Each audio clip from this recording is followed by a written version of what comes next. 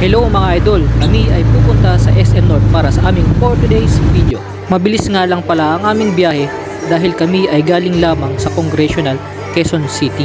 At talagang tuwang-tuwa si Julia dahil pagpasok namin ay sinalubong agad siya ng malaking stop toys. At sa pag-ikot-ikot nga namin ay may nakita kaming mga nagko-cosplay kaya nilapitan na rin namin sila at nagpa-picture syempre si Julia. Aaring iba sa inyo ay pamilyar na dito sa anime nito, ang Star Rail.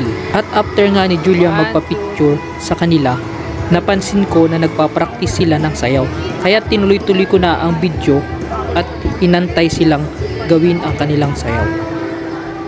At inabangan sila ni Julia na sumayaw.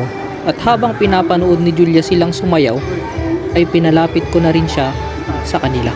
Hindi ko lang nabidyohan si Julia pero sinasabayan yan sila sa gilid. Isa ata yan sa mga trending dance sa TikTok. Nat, anak, balik ka dito. Lapit ka dito sa harap. Tingin ka dito, harap ka dito, harap. At syempre, nag-picture-picture. At after nga namin mag-picture dito, ay naglibot ulit kami at naglakad-lakad dito sa loob ng SM North. At napansin nga ni Julia ang kakaibang cotton candy na ito, kaya dali-dali siyang lumapit at syempre nagpabili. Baka naman candy up, cotton candy.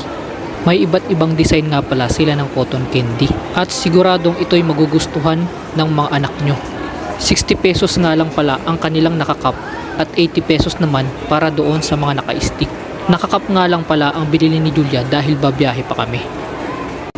At nang naiabot na nga kay Julia ang cotton candy na kanyang binili, ay naglibot-libot na ulit kami papunta dito sa labas ng SM North at syempre nagpicture-picture na rin.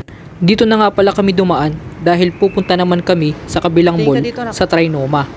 Dahil may sakayan na doon ng MRT patungo sa EDSA. Dahil pupunta naman kami sa Mall of Asia.